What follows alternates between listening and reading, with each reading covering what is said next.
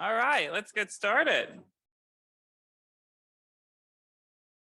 Okay, thank you, everyone. Well, good afternoon. We're here. We're all here and standing up straight. So it's so nice to see all of you. I am Justin Garcia. I'm the executive director of the Kinsey Institute and Ruth Hall's professor of gender studies here at Indiana University. It's my great honor and privilege to be able to welcome you all, everyone here in person, those who are still on their way, and the many people joining us virtually to the Kinsey Institute's 75th Anniversary Research Symposium.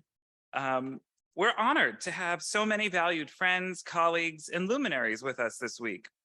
I want to welcome and thank the entire Kinsey Institute faculty, staff, and students who are the very backbone of everything we do at the Institute, and who have generously helped plan for these events and who will share a small snapshot of their research excellence with us.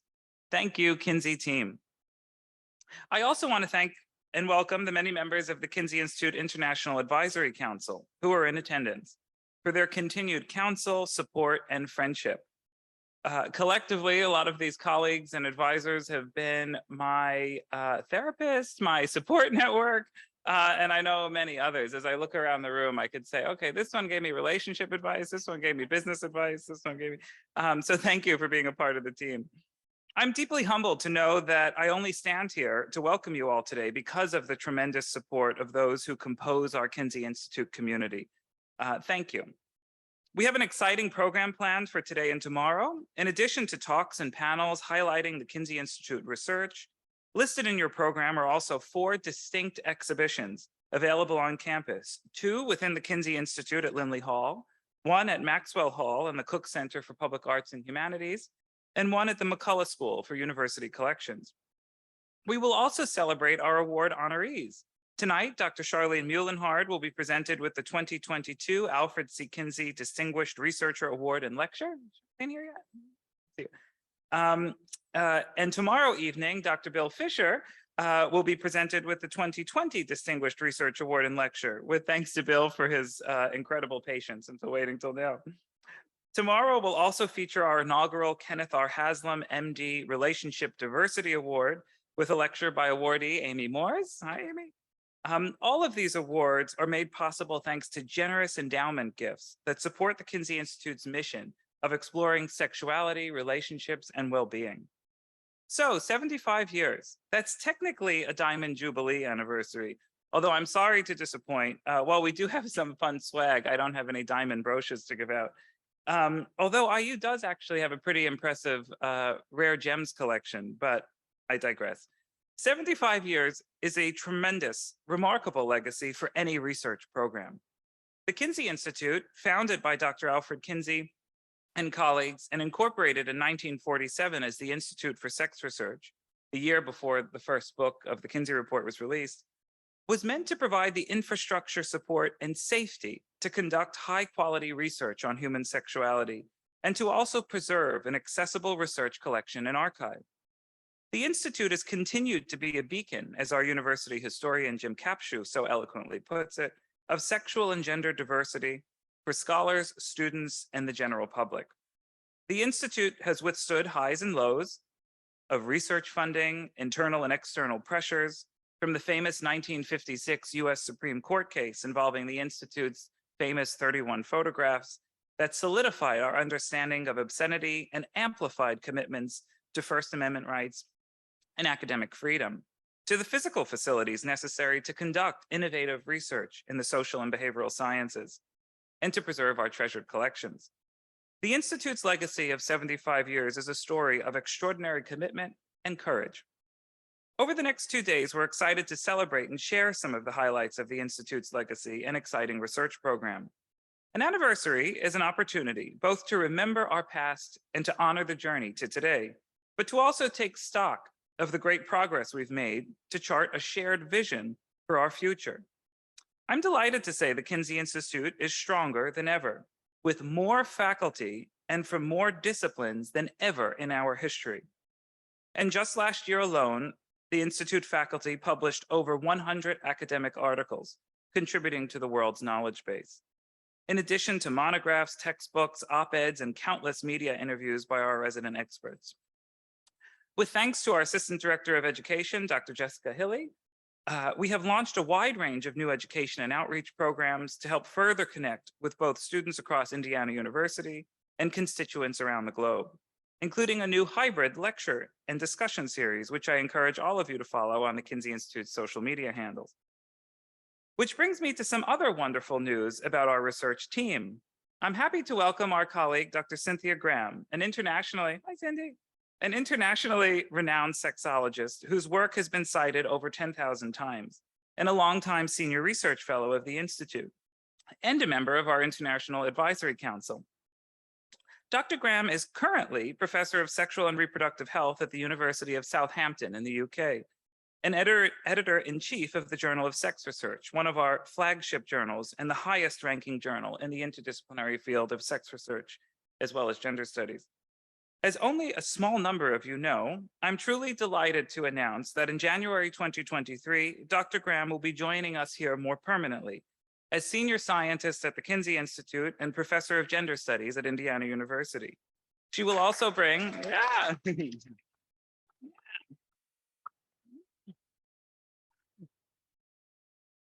Oh, we're already going house hunting. She will also bring the Journal of Sex Research with her, which will now be housed at the Kinsey Institute in partnership with the Department of Gender Studies and the College of Arts and Sciences. Congratulations, Sydney, and thank you for joining our team. In addition to our goals of recruiting and retaining top talent in the field, we've also embarked on an ambitious development campaign to financially support the very infrastructure of the Kinsey Institute. In recent years, we fundraised for the first endowed faculty positions at the Institute to allow for a more sustainable model of supporting research and education long into the future, resulting in the Anita Aldrich Endowed Research Scientist held by our Associate Director, Dr. Amanda Gesselman, and the Scott Schurz Bicentennial Endowed Chair, among many other philanthropic gifts. I invite all of you to visit our refreshed Kinsey Institute headquarters in Linley Hall that have benefited from such gifts. To coincide with our 75th Anniversary Research Symposium, this week, just a few hours ago, also marks the reopening of the Kinsey Institute's public spaces. The newly named Dr. Carolyn Beebe Gallery, supported by a generous gift of the Beebe family, features a snapshot of diverse materials from the Kinsey Institute's special collections in a new exhibition curated by Rebecca Fassman. The gallery is adjacent to the new Kinsey Institute Library Reading Room, featuring archival materials prepared by Sean Wilson and Gary Milius, which also today opens to the public. We're just going to do it all at once. Special thanks to Liana Joe, our renowned Director of Library and Special Collections. Yes.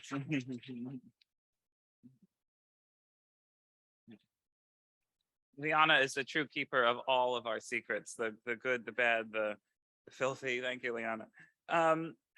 Who, for her incredible stewardship and promotion of the collections, which today encompass over 600,000 items of art, artifacts, books, archives, films, photography, and more, spanning a range of human cultures and human history, and representing the largest research collection dedicated to human sexuality in the world. I would be remiss to not also invite you to meet the Kinsey Institute's Director of Development, Natalie Kubat, who is always happy to discuss a range of similar opportunities to help support the ongoing mission of the Kinsey Institute. An enormous thanks to the Kinsey Institute faculty, staff, and students who have been gracious and giving with their time and energy as we've undergone moves, facility renovations, complex research projects, and preparation for this week of celebration. I am especially thankful to Peggy Machino, the Kinsey Institute's Senior Associate Director for Operations and Finance, who has been a tremendous partner in a long whirlwind of strategic reorganization and remodeling. Enormous thanks also to Dev Montanez, who many of you interface with first. There you are, right there. Yeah. And Dev not only helps me keep pointing in the right direction, but also in preparing so much of this week's events. Thanks also to the conference services and also to the IU Auditorium and our colleagues in Franklin Hall tomorrow where we'll be, and to our sponsors, the Society for the Scientific Study of Sexuality, the International Academy of Sex Research, the Society for Sex Therapy and Research, the Institute for Sexual and Gender Health at the University of Minnesota, and the Human Sexuality Program at the California Institute of Integral Studies. Thanks to our partners who make this possible and also make the idea of having a field of sex research possible. There are so many more people to thank: IU leadership, vice presidents, provosts, presidents, deans, our vice provost for research, Brea Perry, the talented faculty, collaborators, and researchers at all stages who I'm so fortunate to work with and learn from. But I know it's time to get on with our show. We have an exciting lineup of speakers and panel discussions this afternoon, starting with an opening keynote from our old friend, the Honorable Michael Kirby, former Justice of the High Court of Australia. But first, please join me in welcoming Dr. Brea Perry, Vice Provost for Research and Grimshaw Professor of Sociology, an internationally renowned expert on social networks and social inequality and health and illness, and a collaborator. I think our first paper was on sexting. Is that right? Yeah, so you're legit. And Dr. Perry provides leadership to all campus research centers, institutes, and museums, and she'd like to share a few welcoming.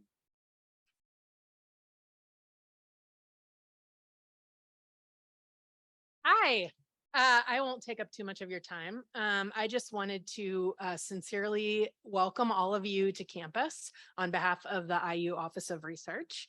As I was thinking about giving these welcoming remarks, I thought about some of the contemporary challenges that we face in our society today. Increasing censorship and social control of resources and literature available in schools and public libraries, the pushback against evidence-based approaches to sex education in our schools, and most personally and most problematic, in my opinion, the growing assault on women's reproductive freedom and bodily autonomy in our own state of Indiana and beyond. In light of all this, in this context, I am so incredibly grateful and so incredibly proud to have the Kinsey Institute on the campus of Indiana University. And I submit to you that the work of Kinsey is more important now than it has ever been. I want to thank all of you for coming here, for your tireless advocacy, for your groundbreaking research, for your community partnerships, everything that you do, which advance our ability to address these social and political challenges that we face.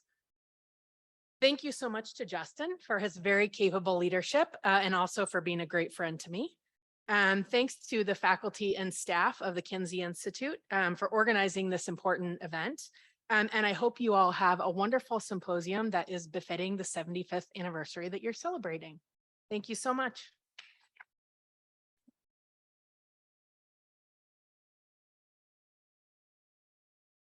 Hey, thank you, Dr. Perry.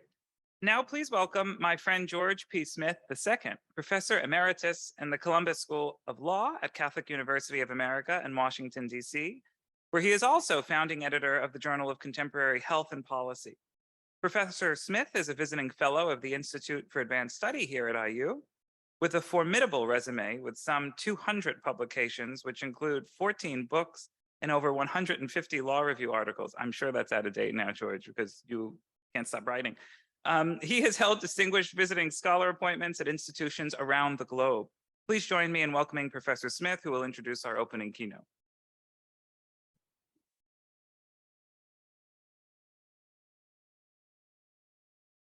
Thank you. Although our keynote speaker will never be able to become a member of the Society of Indiana Pioneers, simply because none of his forefathers ever settled in Indiana in the 1840s, he is nonetheless son of Indiana. Long before Michael Kirby became an honorary Hoosier in 2000 by the governor of the state, and before Indiana University conferred an honorary degree upon him in 2009, a young Michael Kirby growing up in Australia was by osmosis becoming aware of two great life forces, two Hoosiers, both of whom would strengthen his character and his resolve to become a voice for reason and compassion and a crusader for human rights.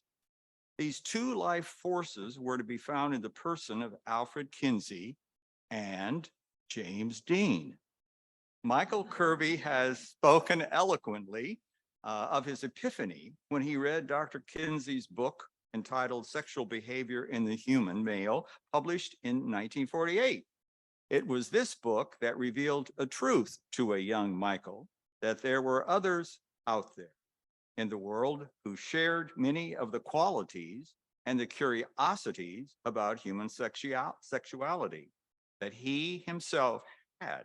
In a word, Michael was not alone, and he was certainly not an oddity because he thought differently about his sexuality than the heteronormative code demanded at this stage in world history. Being a young gay boy in Australia was legitimized by the Kinsey study. What I find especially gratifying is that whenever Michael presents a paper in whatever part of the world that paper is given, he acknowledges his enduring gratitude to Dr. Kinsey and of the continuance of the path-breaking research over the years of the Kinsey Institute. When Michael made his first actual visit to his adopted state in 2000 and to Indiana University to give a lecture at the Maurer School of Law, he asked the then dean of the school, Alfred Amon, to arrange for him to visit Fairmount, Indiana, and the cemetery where James Dean is buried. Michael visited the gravesite as well as the James Dean Museum and even stayed overnight in Fairmount. I met some of the dean's relatives. What I believe drew Michael to the James Dean culture was Dean's rather brash character that he portrayed in his movies as a rebel without a cause, East of Eden and Giant. In a very real way, both Dean and Kirby were societal rebels. But in Michael Kirby's case, he has a very real cause, namely to educate and advance a spirit of understanding and acceptance of the dignity and human rights of all peoples, regardless of their sexual difference. I first met Justice Kirby when I visited in 1984 as a Fulbright scholar at the University of New South Wales. I especially remember hearing him speak for the first time in his capacity as chair of the Australian Law Reform Commission in the hall at St. Andrew's Anglican Cathedral. As I recall, the focus of his remarks was on the significance of God and religion in the life of the law in a nation not overwhelmingly religious, such as Australia. Particular interest was paid to the significance or relevance of God's name in the courtroom oath. Interestingly, this is perhaps the only lecture that I heard Michael give which did not acknowledge the work of the Kinsey Institute. Over the course of his career, Justice Kirby has received many appellations and recognitions, ranging from being the great dissenter, because he established the highest number of dissents ever written by a sitting justice in the Australian High Court, the longest serving judge in Australia, and to being the youngest federal judge appointed in 1983. He has also been called a wise prophet of law reform and law in action, as well as a parvenu, or in other words, an upstart. His biographer found him to be a man of paradoxes. And Anthony Mason, a former justice of the High Court of Australia, sums it up very nicely, said, Michael is one sharp cookie.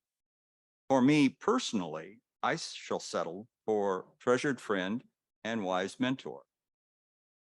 Being an unyielding advocate for and an outspoken defender of human rights has, over the course of his career, forced Michael to suffer the slings and arrows of outrageous fortune, time and time again. But in confronting the naysayers and speaking truth to power, Michael has shown that when one is true to oneself, he is never false to others. And in accepting this plight and the prices paid for being in it, you acknowledge that nothing, direct quote, acknowledge that nothing would change if everybody was silent about sexuality.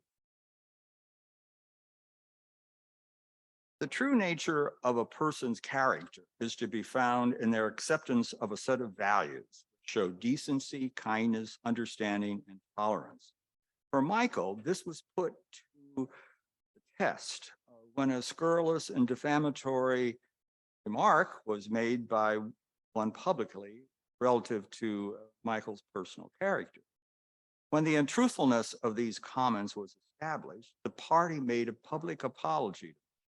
I remember asking him what response to the apology he made, and I was floored when he replied that, as a Christian, he simply accepted the apology. In your own words, Michael, you have stated that you like civil society and have engaged with it for 30 years or more in public life and have learned from engagement with other people. You have acknowledged further that you are a contextualist and not just a textualist. Quotes, it is important, you said, to see how the law operates in practice and didn't, sorry, you said how the law operates in practice, and you don't do that by sitting alone in your chambers. The informing principle or ethic that emerges from Justice Kirby's work as a judge, lawyer, humanitarian, and scholar, and more often than not his lectures and papers, is in one, both visionary and futuristic, and anchored in a value system termed transcendent idealism. This set of values draws on humanism and moral realism and represents a synthesis of what is regarded as the three primary value systems: the human individual, society, and the transcendent purpose. The Kirby ethic builds upon this value system and clearly embraces the foundational principle or quality of love, as set forth in St. Paul's letter to the Corinthians. Indeed, it is not only the cornerstone of the ethic, but also the yardstick by which the effectiveness of any discourse or implementation of human rights is measured. Without its acceptance, there can be no real appreciation or understanding of the very essence of human relations. In the Brannigan lecture that you gave here on campus, October the 14th, 2006, sponsored by the Institute for Advanced Study, you spoke eloquently on Alfred Kinsey and his continuing impact on human rights of sexual minorities. In this lecture, you acknowledged Dr. Kinsey once again as being one of the great scientists of the 20th century and a master spirit to guide the future generations as they seek new pathways for greater rationality to study human sexual behavior. As well, you encourage the Kinsey Institute to follow and nurture this spirit. It is obvious from the outstanding anniversary conference, from the Blueprint for Development, Justin Garcia and his colleagues in the community of scholars at the Institute are following, that the Kinsey spirit remains vibrant for at least surely another 75 years. Ladies and gentlemen, I give you Michael Kirby, who will address the topic, Dr. Kinsey and the worldwide movement for the empirical and scientific approach to sexuality.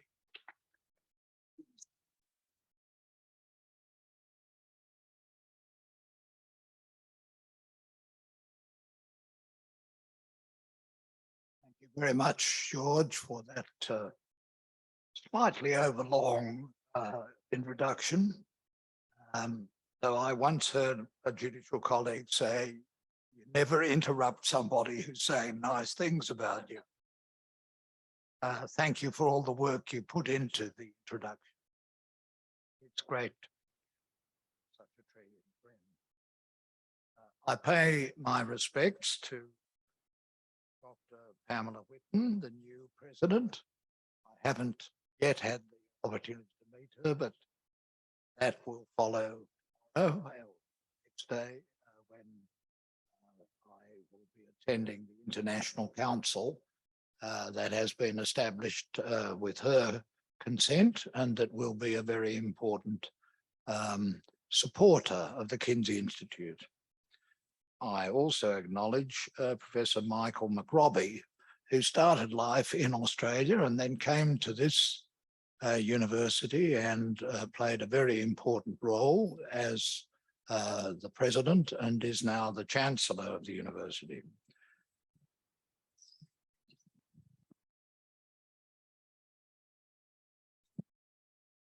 Thank you very much.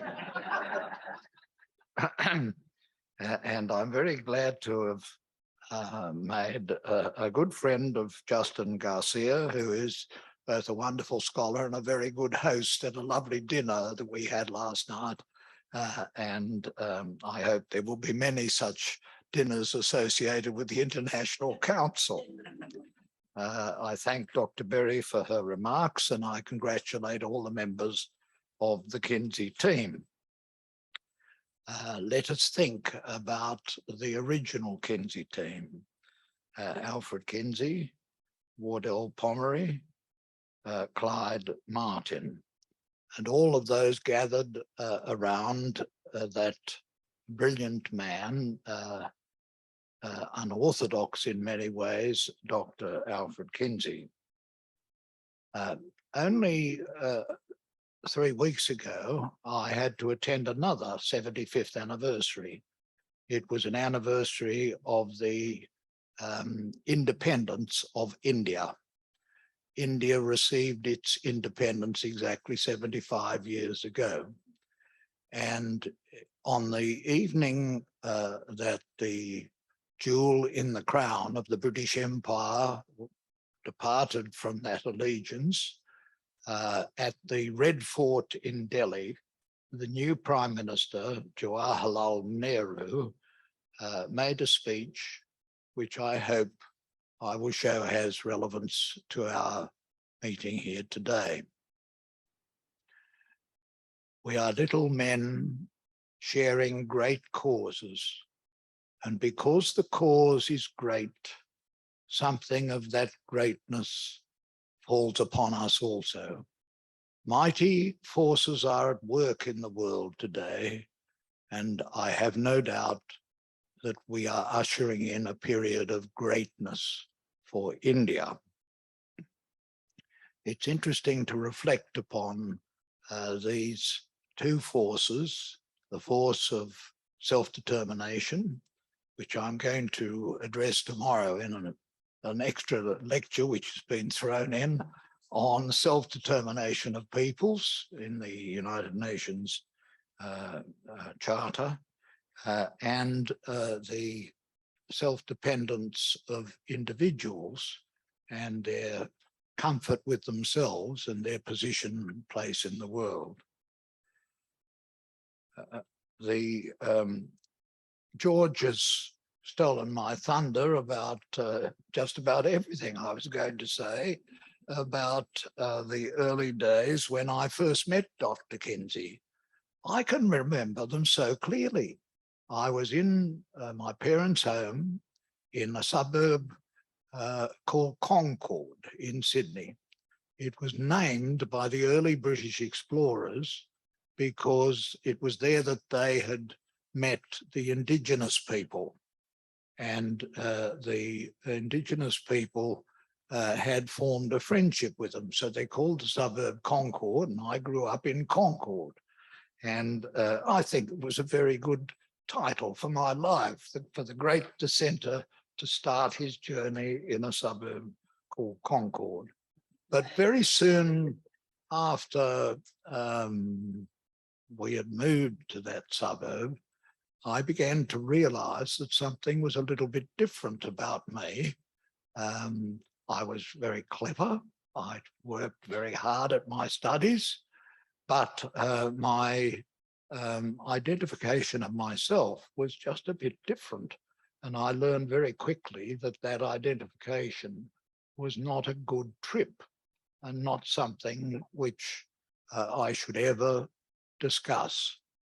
In fact, I soon discovered that the basic deal was, we know there are gay people out there. We know you're out there, but just never mention it, never identify. The offense was not being gay. The offense was not being ashamed of being gay. And this is where Dr. Kinsey comes in.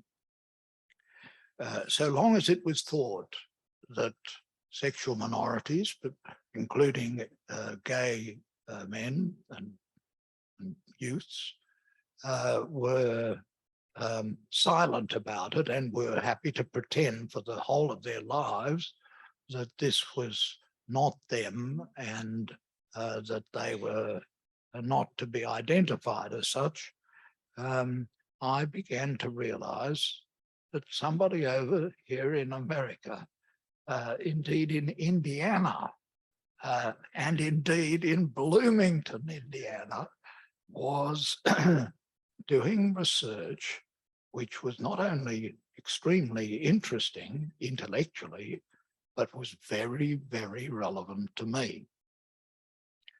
And it was, of course, at the time, a sensation because it was dealing with a subject which was not to be mentioned. And it was sensational in the United States, where it was protected by the First Amendment, but it was also sensational because it was such a big story that the media in Australia couldn't suppress it. And there was an insatiable desire to hear what Dr. Kinsey was getting up to and what he was saying in his two books. The book on the male human being in 1948 and the book on the human female in 1953. And just as in Australia, there were many opponents of any mention of such horrid and unsettling information as Dr. Kinsey was digging up, so in the United States, there was a lot of pressure applied to Dr. Kinsey to cease and desist. And in his wonderful book, Being Lucky, because that was his formula for being a great president of the university, you've got to be lucky, he said. He wrote, he reproduces a letter that he wrote to Mrs. Alfred C. Brown, the president of the Indianapolis Archdiocesan Council of Catholic Women here in Indiana, at Brookville, in fact. And Mrs. Alfred Brown had said that Dr. Kinsey had to cease and desist because he was unsettling the young people of Indiana, and that she knew that Dr. Kinsey and that Professor Wells, if they reflect upon it, would stop this nonsense and drop the research. But at that time, as everyone in this audience will know, there was a most remarkable person who was the president of this university, a most remarkable person. And he had played a very important role in the establishment after the end of the Second World War in the creation of UNESCO, the United Nations Council for Scientific, Cultural and Education Research. It was the sort of think tank of the Charter. And Alfred Kinsey was on the American Commission for UNESCO, as later I was a member of the Australian Commission for UNESCO.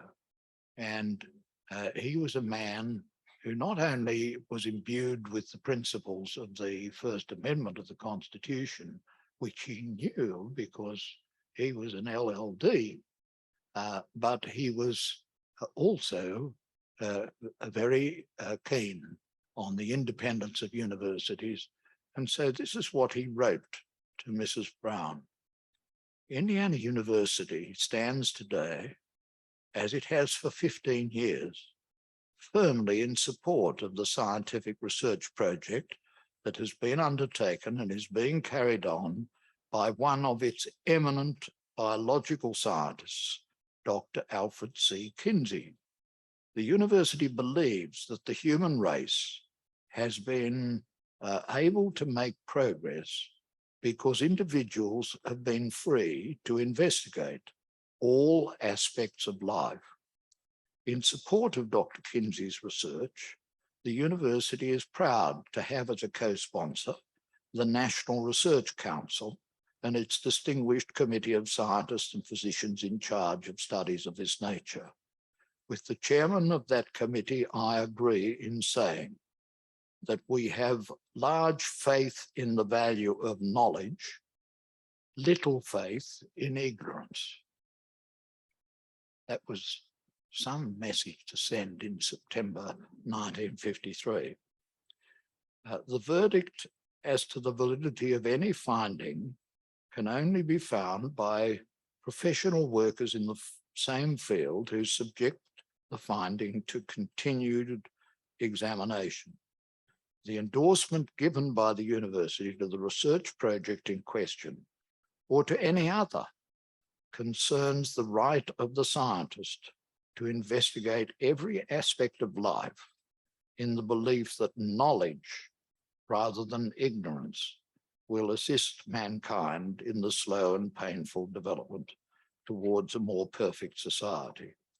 To deny this right and this objective would seem to deny the belief in a divine order as it pertains to men and to the universe. And it's not recorded how Mrs. Brown felt when she got this letter, or what the Cardinal Archbishop of Indianapolis thought about it, or what anyone else thought about it. But that was Dr. Kinsey's message, and he made it clear that there was to be no change. The research would go on.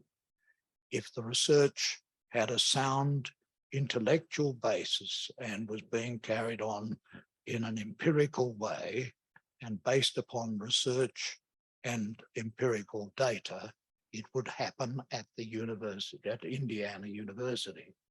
And that was a very important message. And we must thank Dr. Kinsey, and we must also thank at the same time and in the same breath Herman Wells for their commitment to a very American cause of the First Amendment and to real research based on empirical data that was to change the world, certainly my world. Dr. Kinsey's research was sensational in many countries. It was banned, of course, and forbidden in some, but in Australia, it was sensational because it was so unusual and it was so strange to have a person who had been a very distinguished expert on gall wasps. Dr. Kinsey was, as you know, a professor of zoology, and he was a professor who had the largest collection of gall wasps in the whole world. I don't know whether Liana's got her hands on that collection, or whether it would be relevant to the, as long as it's still preserved, because it shows, as Herman Wells was very quick to point out, that he was a man with very considerable intellectual skills in an uncontroversial but very important area. In fact, as we now know, a small window of an area in relation to the variety of animals, including their sexual variety. But midstream, and as a distinguished zoologist and a man with a world-beating reputation on gall wasps, Dr. Kinsey changed, and he decided that he would continue being a taxonomist, but he would start to turn the microscope inward into the human species and to record what he found. And that became extremely important. It's not my task tonight to review all of what he found in the Kinsey reports. Of course, he was planning a much bigger report. The Kinsey report on the human male involved interviews of about 5,000 men. The Kinsey report on the human female had interviews of 7,000 women. But Dr. Kinsey was thinking big. He was going to have a follow-up report which would have 100,000 people and might even go out further outside Indiana and neighboring states, and might even perhaps wander down to Australia and have a look at what people were saying there. And I'll come back to that. But Dr. Kinsey's research was sensational because it was so unusual. In most parts of the world, especially the English-speaking world, it was a criminal offence for people to have any sexual contact with somebody of the same sex. This grew out of biblical passages and their interpretation, but it also grew out of a kind of intuitive belief that if sex was taking place that did not lead to reproduction, it was not being used for its proper purpose. And that has a certain intellectual attraction, but Dr. Kinsey wanted to dig it deeper and to see whether there was some other force that was involved, perhaps even the other force of the pursuit of happiness, which was written in one of the foundation documents of this republic. And so the research of Dr. Kinsey wanted to get the data. He was a great collector of data, and he was determined to get it. Even before the modern research of Dr. Kinsey, things had been done in some countries to get rid of the old criminal offences. One of the first things that the Estates General of France did in the midst of the French Revolution in 1793, the Estates General abolished all of the laws of France, the royal laws of France, that replicated the same law that existed in England, Great Britain, United Kingdom. And those laws never made their way, or if they did make their way, were then overruled in the French Empire. And it was a feature of the French Empire that generally it didn't have such laws. My partner, Johan, who came from the Netherlands, inherited a Bonaparte monarch who was very acceptable to the French, to the people of the Netherlands, didn't interfere too much, and he introduced the French law abolishing it in the Netherlands. So growing up under the German occupation and thereafter, Johan never had the same feeling of questioning himself.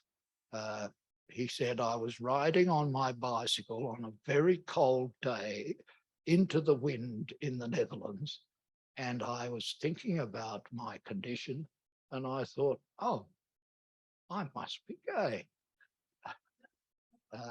And he said, I got over it straight away and persisted with the ride until I could get home as quickly as possible.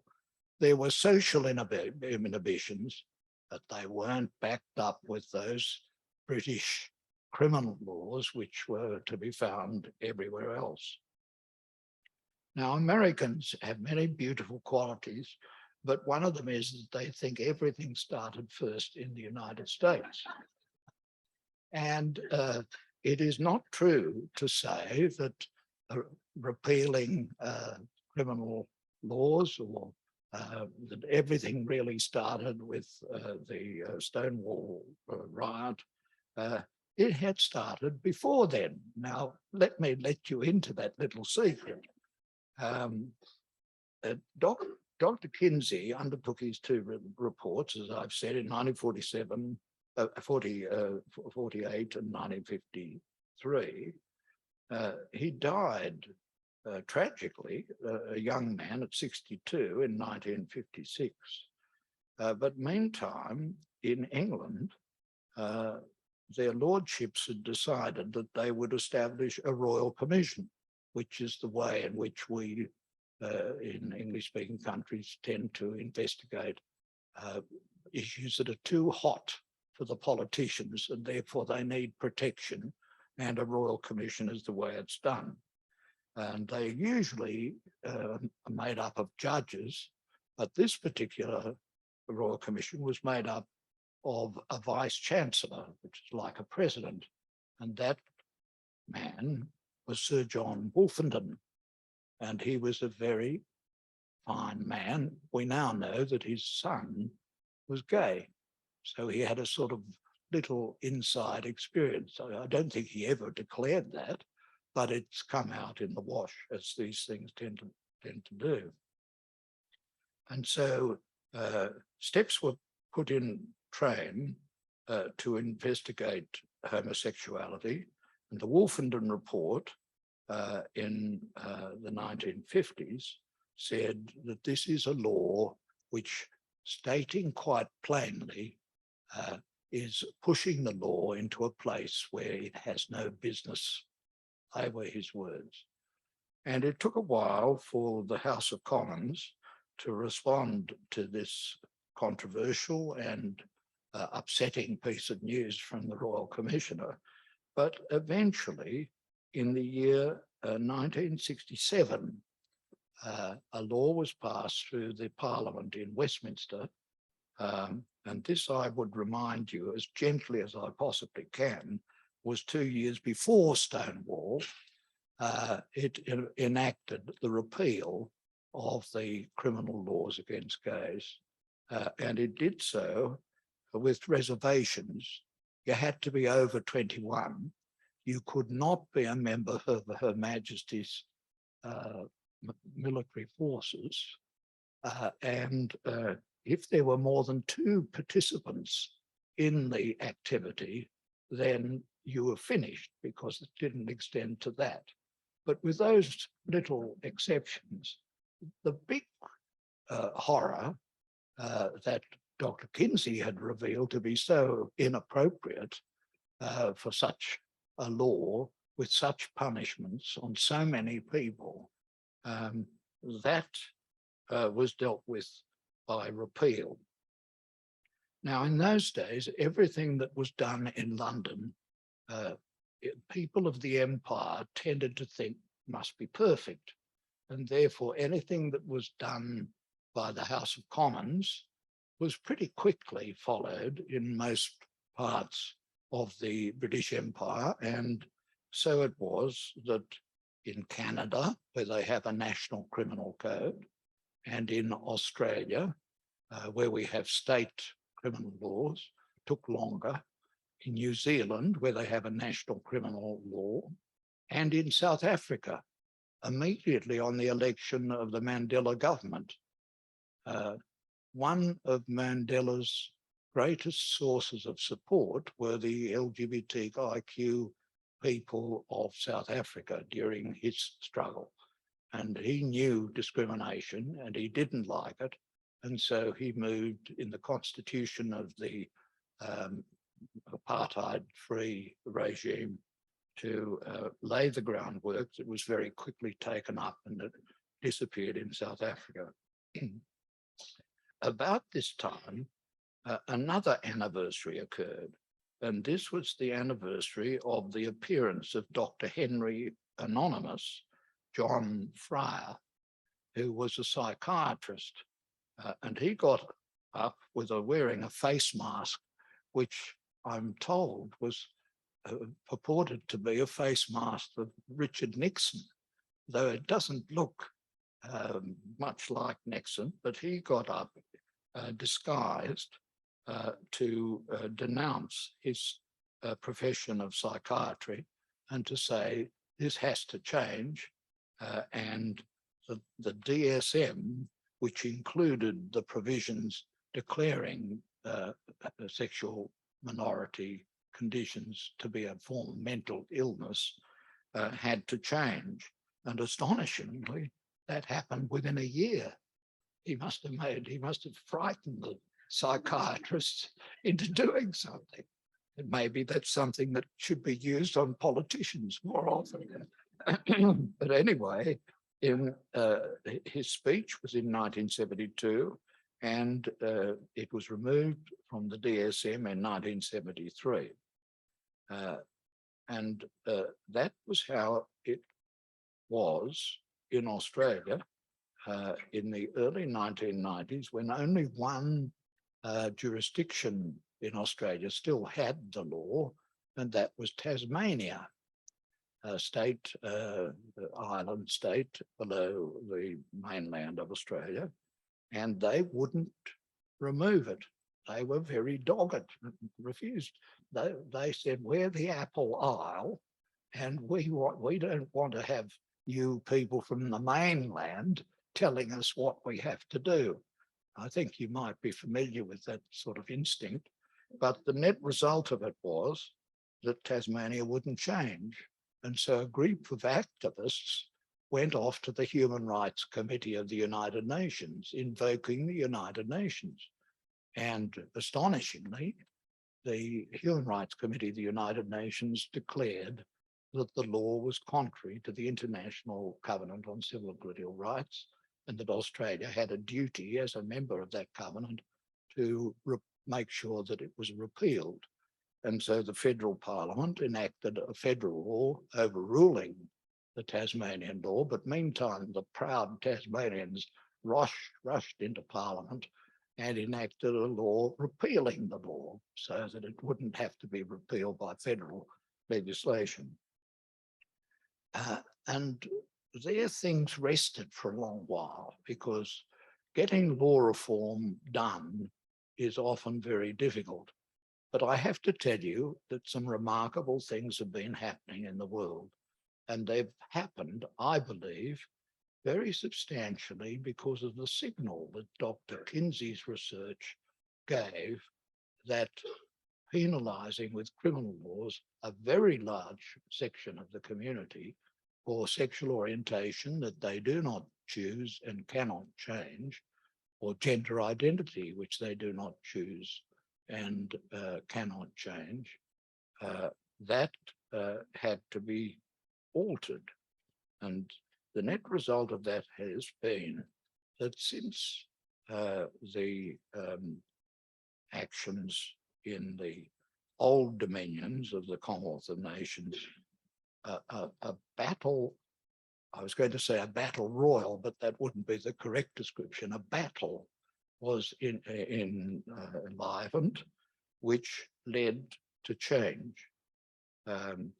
In 2009, a decision of the Delhi High Court, written by two very fine judges, led by Justice A.P. Shah, held that the constitution that was introduced in India so soon after those words of Jawaharlal Nehru that I've quoted to you, that constitution required the equality of all people, and this law was incompatible with that requirement of equality, of non-discrimination, and so it had to be removed.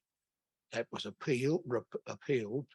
It went to the Supreme Court of India, and two judges upheld the appeal, and then began another ferocious battle in the Indian legal system until a full bench of 5 justices of the Supreme Court of India in a case called Jovar and the Union of India struck down the Indian law.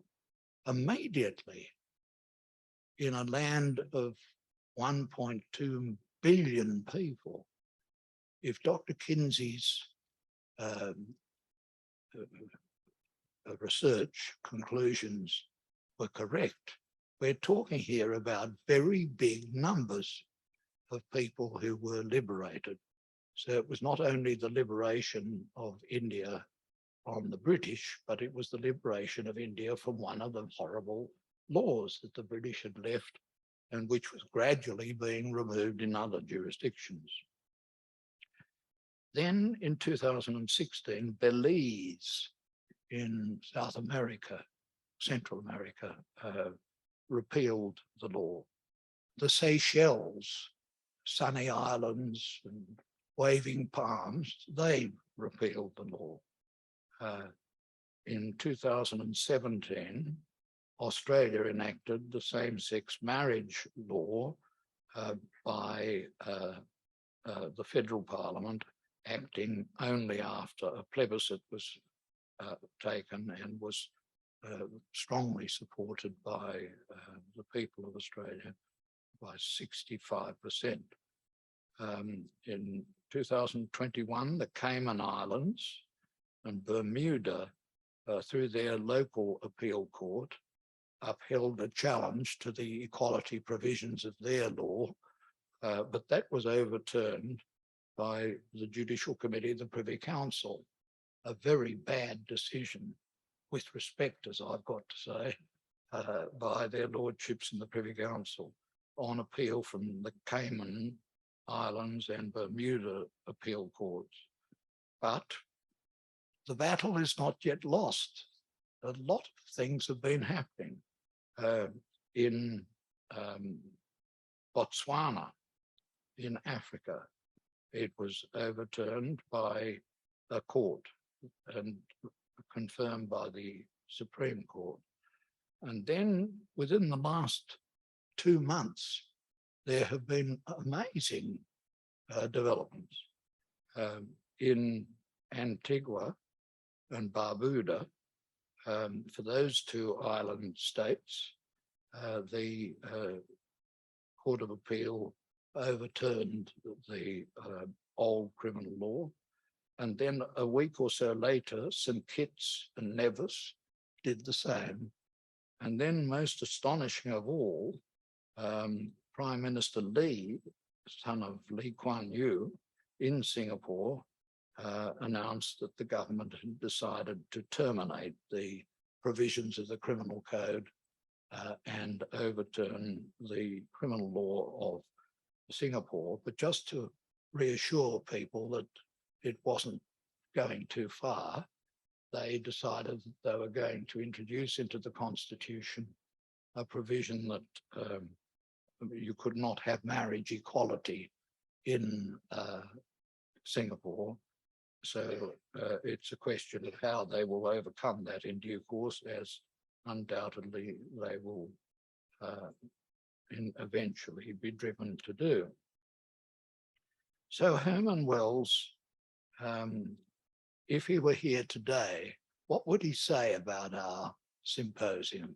What would he say about our institute? What would he say about the impact it's had and having on so many countries? In a very direct line of progress that has occurred, and part of which I've recounted to you, there are still 30 countries of the Commonwealth of Nations that have criminal laws against gays, but one by one they're being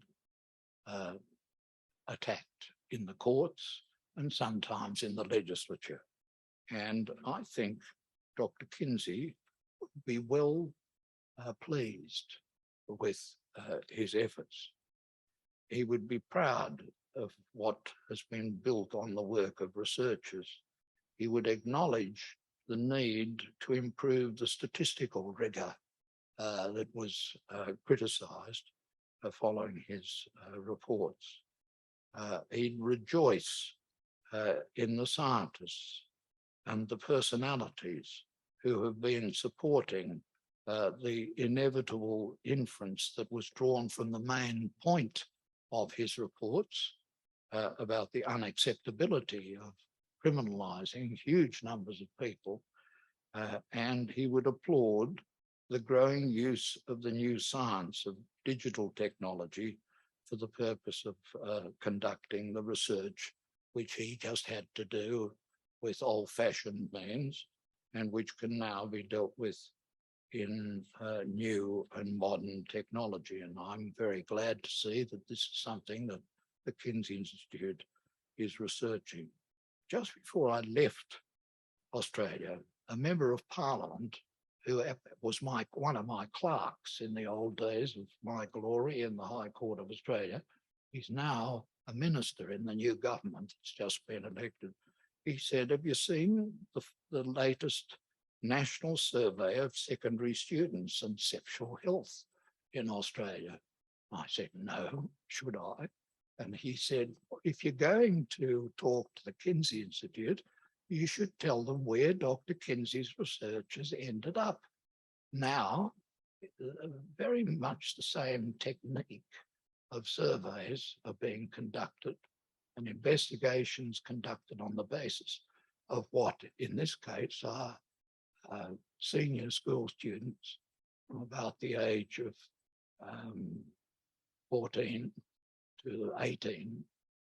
And the students, having heard about this in Facebook, which they know everything about, and having had this investigation advertised, flocked to the colours and in very large numbers have taken part in the National Survey of Secondary Students on their sexual health. And the interesting statistics, I won't go through them all, but in self-identifying sexual orientation, in the male cohort, 77% identify as heterosexual straight, 8% identify as gay. Not all that different from Dr. Kinsey's figure. The heterosexual number is down, but the bisexual is up to 11%, and not sure is 3.6. So it's not exactly the same statistics as Dr. Kinsey turned up, but it's rather similar, and it is certainly attacking the notion that, as Dr. Kinsey once put it, we don't have a case of the sheep and the goats. We have a case of many different species, but in this case, many different human beings with different attitudes and feelings. And that is the reality of the world for which law and social policy has to be developed.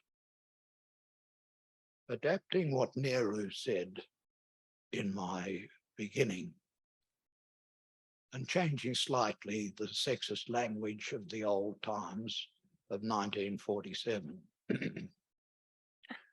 We're only little human beings serving great causes. But because the cause is great, something of that greatness falls upon us also. Mighty forces are at work in the world, including in Australia, including in the United States and Bloomington, Indiana. And I can be sure that those forces will continue to work until discrimination in law and in social policy and in individual attitudes have been changed. And this is the great gift that Dr. Kinsey and his institute give to the world. And it's for the reason that so much has been given. I've come a very long distance to meet you and to express my thanks to the Kinsey Institute, to thanks to Justin and those who work with him, and thanks to the United States of America for producing two such remarkable people as Alfred Charles Kinsey and Herman Wells.